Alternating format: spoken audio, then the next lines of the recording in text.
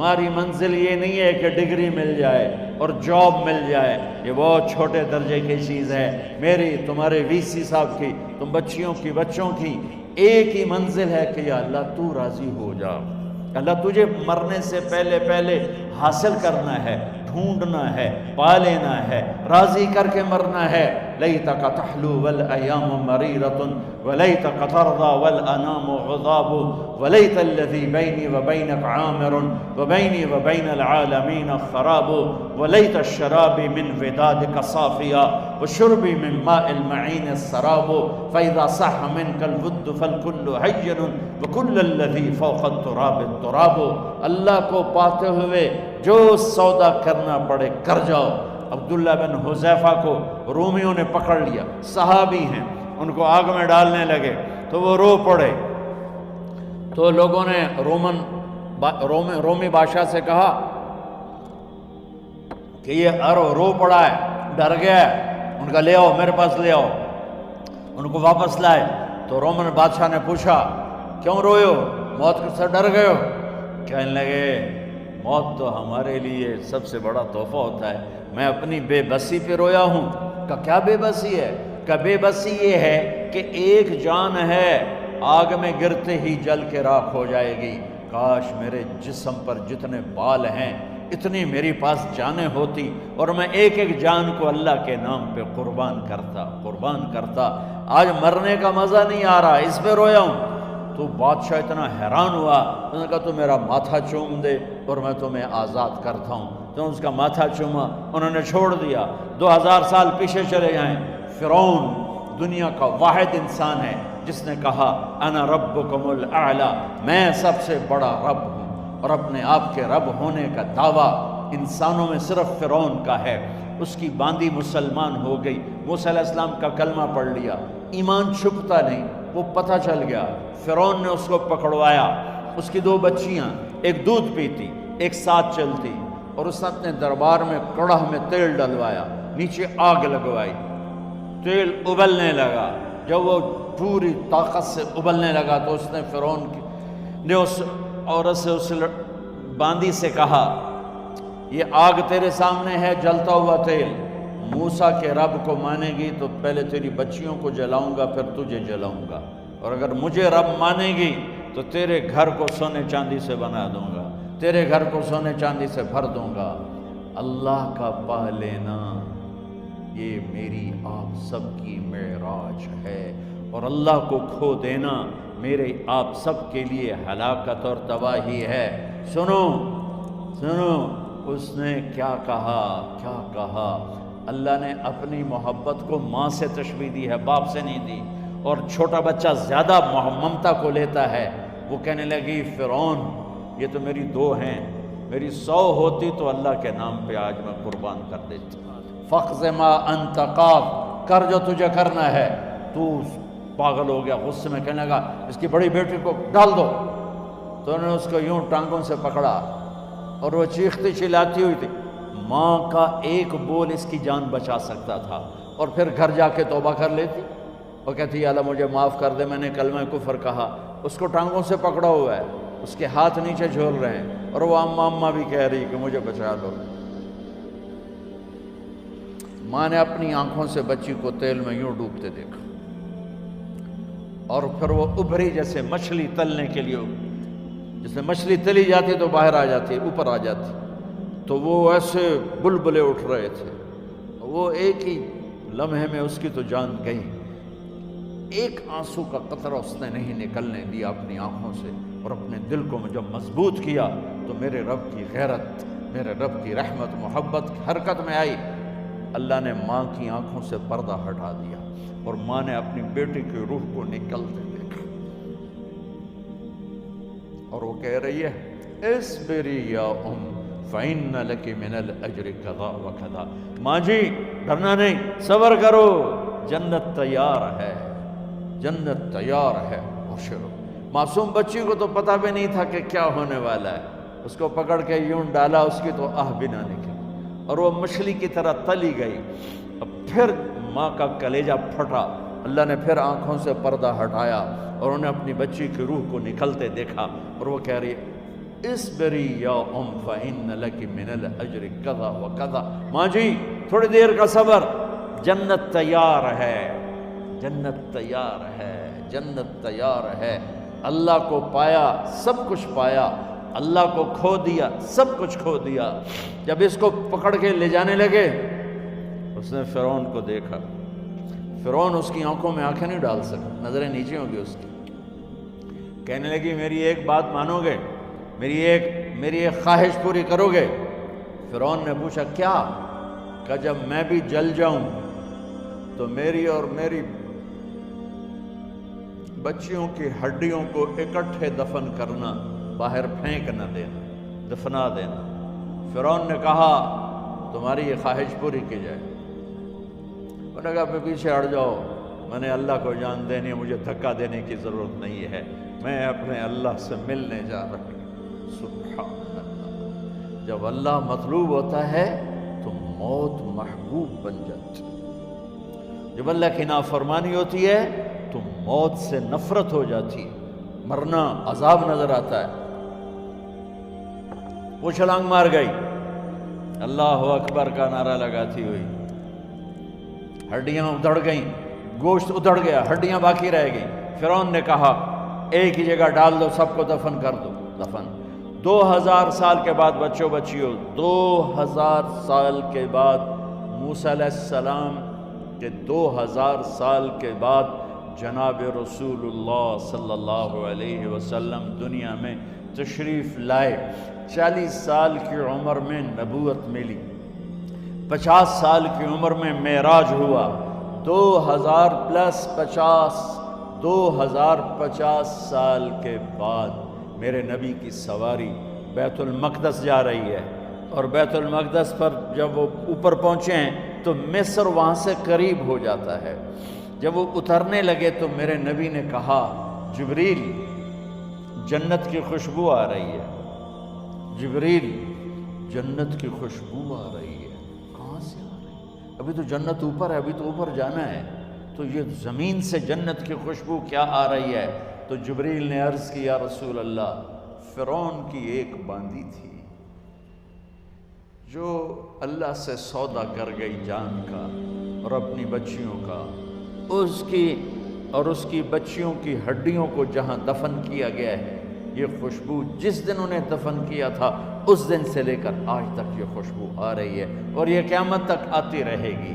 اللہ اپنے نام پہ قربان ہونے والوں کی یوں قیمت لگاتا ہے، پہلے اپنی منزل طے کرو، پہلے اپنی منزل طے کرو، پہلے اپنی منزل طے کرو کہ مجھے اپنی زندگی کی سے لینا کیا ہے، مجھے اللہ کو پانا ہے، مجھے اللہ کو پانا ہے۔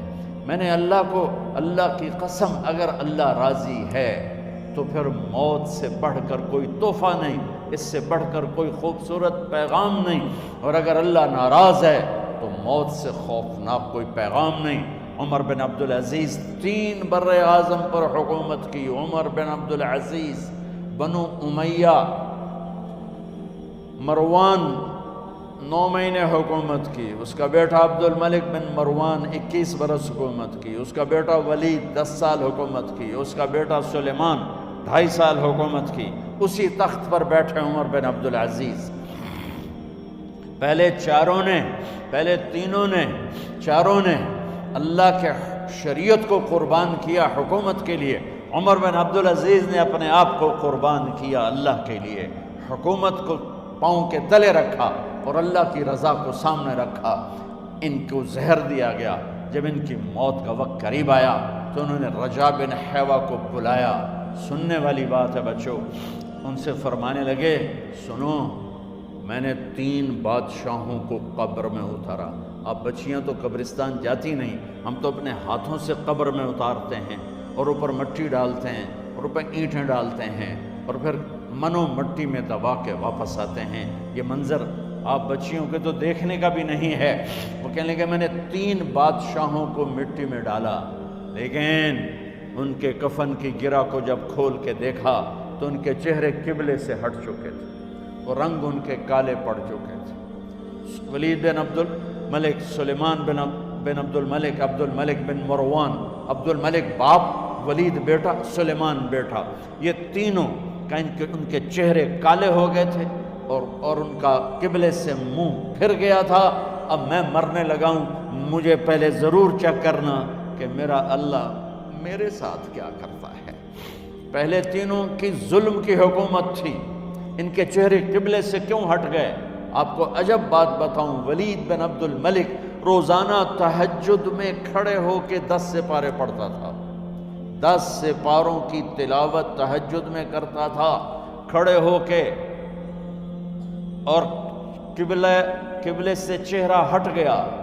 سلیمان بن عبد الملک تہجد گزار، چہرہ قبلے سے ہٹ گیا، ظلم کیا، ظلم کیا، ظلم کیا، خون کو پانی بنا دیا، حکومت پر شریعت کو قربان کیا، رشتے ناتوں کو قربان کیا۔ اللہ نے قبلے سے چہرے، نمازیں منہ پہ مار دی، روزے منہ پہ مار دیے، حج زکاتیں منہ پہ مار دی، تہجد ان کے منہ پہ مار دی، اور ان کے چہروں کو قبلے سے ہٹا دیا اور رنگ کالے کر دیے۔ عمر بن عبدالعزیز نے اسی سلطنت کو عدل سے بھر دیا، اسی سلطنت کو عدل سے بھر دیا۔ کیسی سلطنت کی؟ جب گورنر تھے تو 60 اونٹوں پہ سامان چلتا تھا، جب امیر المومنین بنے تو بچے کہنے لگے ماں سے، بچے بچیاں 12 تھے، ماں سے کہنے لگے کہ عید کا موقع آ رہا ہے، ابا سے کہو ہمیں نئے کپڑے تو لے کر دیں۔ ان کی ماں کا نام ہے فاطمہ، بچوں کی ماں کا نام فاطمہ بنت عبد الملک۔ یہ دنیاوی سٹیٹس میں سب سے بڑی خاتون گزری ہے، آج تک اس کے لیول کی کوئی عورت نہیں آئی۔ دادا بادشاہ، باپ بادشاہ، 4 بھائی بادشاہ، 6 خامند بادشاہ، 7 نسبتوں سے یہ عورت شہزادی رہی ہے۔ حضرت عمر گھر آئے، بیگم نے کہا بچے کپڑے مانگ رہے ہیں۔ حضرت عمر کہنے لگے میرے پاس تو پیسے نہیں ہیں، تنخواہ میں تو مشکل سے روٹی پوری ہوتی ہے، کہاں سے لے کر دوں؟ تو تھوڑی دیر خاموش رہی بیگم، پھر کہنے لگی آپ ایسا کریں، اگلے مہینے کی سیلری ایڈوانس لے لیں، اس سے میں کپڑے لے لیتی ہوں اور روٹی کا خرچہ میں مزدوری کر کے، گھر بیٹھے مزدوری کر کے چلا لوں گی، آپ 1 مہینے کی تنخواہ ایڈوانس لے لیں۔ حضرت عمر بن عبدالعزیز واحد خلیفہ ہیں جن کے دور میں 3 بر اعظم میں زکوٰۃ لینے والا باقی نہیں بچا تھا۔ یہاں لاہور بھی ان کی حکومت کے نیچے تھا، جنوبی اسپین فرانس ان کے حکومت کے نیچے تھا، کاشغر تک ان کے حکومت کے نیچے تھا، استنبول کے دروازوں تک ان کی حکومت تھی۔ 3 بر اعظم میں ایک آدمی زکوٰۃ لینے والا نہ بچا، اور اپنا حال یہ ہے کہ بیگم سے کہہ رہے ہیں پیسے کوئی نہیں، کپڑے کہاں سے لے کر دوں؟ اور بیگم طریقہ بتا رہی ہے کہ آپ اگلے مہینے کی تنخواہ ایڈوانس لے لیں، اس سے میں کپڑے لے لوں گی، اور چولہے کا خرچہ، روٹی کا خرچہ میں گھر بیٹھ کے مزدوری کر کے کما لوں گی۔ تو حضرت عمر کہنے لگے ہاں یہ ٹھیک ہے۔ باہر آئے وزیر خزانہ مزاحم، انہیں بلایا کہ بھائی ہمیں اگلے مہینے کی تنخواہ ایڈوانس چاہیے، یہ تنخواہ والے لوگ بیٹھے ہوئے ہیں تنخواہیں لیتے ہیں۔ اس نے کاغذ قلم آگے رکھ دیا، کہا حضرت یہاں لکھ کے دے دیں، آپ 1 مہینہ زندہ رہیں گے میں تنخواہ دے دیتا ہوں، آپ مجھے لکھ کے دے دیں آپ 1 ماہ زندہ رہیں گے میں آپ کو تنخواہ دے دیتا ہوں۔ چپ کر کے اٹھے، ایک لفظ نہیں بولے، گھر گئے۔ حضرت اپنی بیگم فاطمہ سے کہا بیگم بچوں سے کہہ دو کہ باپ کے پاس کپڑے لے کر دینے کی سخت نہیں ہے، اور خزانے ایسے بھرے پڑے تھے کہ زکوٰۃ لینے والا کوئی نہیں تھا۔ عید کی نماز ہوئی، نماز کے بعد جب ساری فیملی ملنے آئی اور بچے بھی ملنے آئے تو ان کو دیکھ کر ان کی آنکھوں میں آنسو آ گئے۔ کہنے لگے بچوں آج تمہیں دکھ تو ہوگا اپنے باپ پر کہ ایک جوڑا کپڑا بھی لے کر نہ دیا عید کا۔ تو ان کے ایک بیٹے نے کہا ابا جان آج ہم بڑے خوش ہیں، ہمارا سر اونچا ہے کہ ہمارے باپ نے مسلمانوں کے مال پہ ڈاکہ نہیں ڈالا، ہمیں قربانی کا بکرا بنایا، لیکن مسلمانوں کے مال میں خیانت نہیں کی۔ یہ ان کا طرز حکومت تھا، اس طرح انہوں نے حکومت کی۔ گھر میں تشریف لائے تو بیٹیوں سے بات کی تو انہوں نے منہ پہ ایسے دوپٹہ رکھا ہو، منہ پہ دوپٹہ رکھ کے بات کریں تو فرمانے لگے کپڑا تو ہٹاؤ، دوپٹہ کیوں رکھا ہوا ہے؟ تو گھر کی خادمہ زور زور سے رونے لگی، کہنے لگی امیر المومنین، آج آپ کی بیٹیوں نے کچا پیاز توڑ کے روٹی کھائی ہے تو وہ اس کی بو ہے منہ میں، آپ کو بو سے نفرت ہے اس لیے منہ پہ کپڑا رکھ لیا ہے۔ تو حضرت عمر اتنا روئے کہ ان کی داڑھی تر ہو گئی۔ کہنے لگے آخر میں جب تھوڑا آسرے میں آئے، کہا میری بیٹیوں، تمہارا باپ تمہیں بڑے اچھے کھانے کھلا سکتا ہے لیکن میں جہنم کو برداشت نہیں کر سکتا، میں جہنم کی آگ برداشت نہیں کر سکتا۔ اب مرنے کا وقت آ گیا۔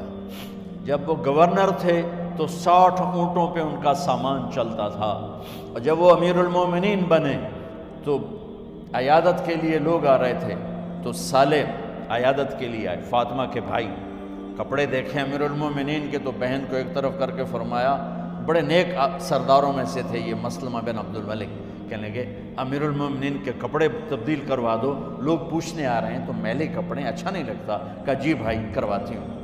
اگلے دن جب وہ حال پوچھنے آئے تو پھر وہی کپڑے تھے، تو انہوں نے ان کو الگ جا کر کہا بہن میں نے تمہیں کہا تھا کپڑے بدلوا دیتی، کیوں نہیں بدلوائے؟ تو وہ رونے لگی، کہنے لگی کہاں سے بدلواؤں، جوڑا ہی ایک، کہاں سے بدلواؤں؟ اور حکومت کتنی تھی؟ 3 بر اعظم کی، 3 بر اعظم کی حکومت۔ ہمارا تو پٹواری امان کا نہیں ہے، اور وہ 3 بر اعظم کی سلطنت لے کر ایک جوڑے میں اللہ سے ملنے جا رہا ہے۔ جب ان کا انتقال ہوا، سلیمان بن عبد الملک کی ڈیڈ باڈی جب قبر کے قریب لائے اتارنے کے لیے تو ایسے ایسے ہلنے لگا، اس کا پورا جسم ہلنے لگا۔ تو اس کے بیٹوں نے کہا کہ ہمارے ابا زندہ ہیں، تو حضرت عمر نے فرمایا بیٹو زندہ نہیں ہیں، عذاب قبر جلدی شروع ہو گیا ہے، عجل اللہ بالعقوبہ، قبر کی پکڑ پہلے شروع ہو گئی ہے، چھپاؤ اپنے باپ کو جلدی۔ جب عمر بن عبدالعزیز کی ڈیڈ باڈی قبر کے قریب کی گئی اور ان کا بھائی اتارو، بھائی وہ باتیں شروع ہو جاتی ہیں، رومال ڈالو، چادر پکڑو، ادھر سے پکڑو، تو ایک دم ایسے ایک پرچہ ہوا میں اڑتا ہوا سب نے دیکھا، وہ آتے آتے آتے آتے آتے آتے یوں آ کے حضرت عمر کے سینے پر گر گیا۔ سب دیکھ رہے ہیں۔ جب پرچے کو اٹھا کے دیکھا گیا تو اس پہ ایک سطر پہ لکھا تھا بسم اللہ الرحمن الرحیم، اور دوسری سطر پہ لکھا تھا براءۃ من اللہ لعمر بن عبد العزیز من النار، یہ عمر کے لیے جہنم کی آگ سے نجات کا پروانہ ہے۔ 3 بر اعظم کی سلطنت لے کر وہ جنت کا پروانہ لے کر دنیا سے گئے۔ جب ان کو قبر میں اتارا گیا تو انہوں نے رجا بن حیوہ سے فرمایا تھا 3 بادشاہوں کے چہرے دیکھے قبلے سے پھر گئے، رنگ کالے پڑ گئے، مجھے تم نے دیکھنا ہے کہ کیا ہوتا ہے؟ تو رجا فرماتے ہیں جب میں قبر میں اترا اور ان کے کفن کی گرہ کو کھول کے دیکھا تو چہرہ قبلے کی طرف فکس تھا، اور مجھے یوں لگا جیسے 14ویں رات کا چاند قبر میں اتر آیا۔ میرے عزیزو، طلبہ و طالبات، اللہ کو اپنی منزل بناؤ، اللہ کو اپنی منزل بناؤ۔